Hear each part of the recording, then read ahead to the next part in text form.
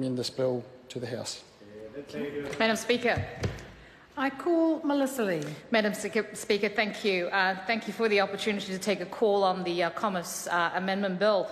National believes in a competitive market, and we believe in ensuring consumers get best choices and best value for money.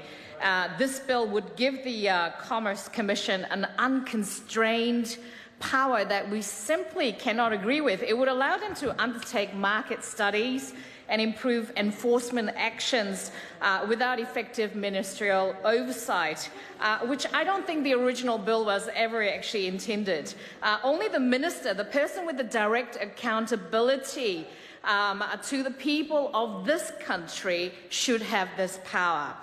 It is far too damaging to commercial interests to give an unchecked authority such as this to the Commerce Commission, and the minister laughs. Checks and balances are in fact needed, Madam Speaker, particularly for a government that is actually claiming to be the most open and transparent in New Zealand's history. And to allow this variance in the legislation would open up unneeded bureaucratic authority that was never actually intended by the former national government when this bill actually was originally drafted.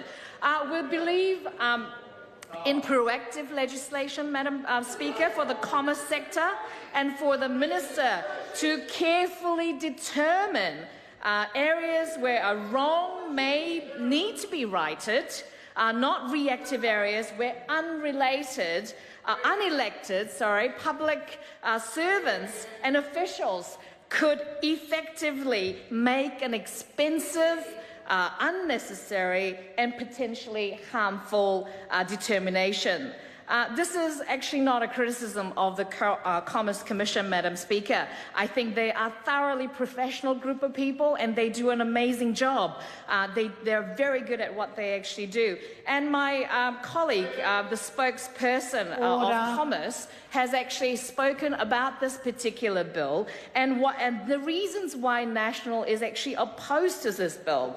National's record for commerce sector is incredible.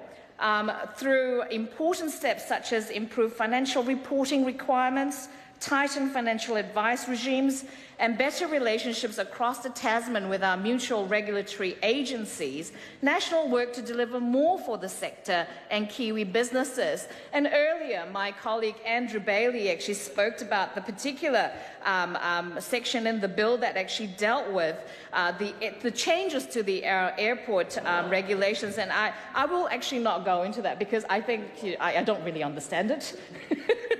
So I won't actually speak about it. But when National has actually worked for the New Zealand Commerce, it was work to provide protection that do not stifle business, but promote better buying, better investment and better business. Madam Speaker, I do not believe that this bill actually does that, and because of that, I cannot support it.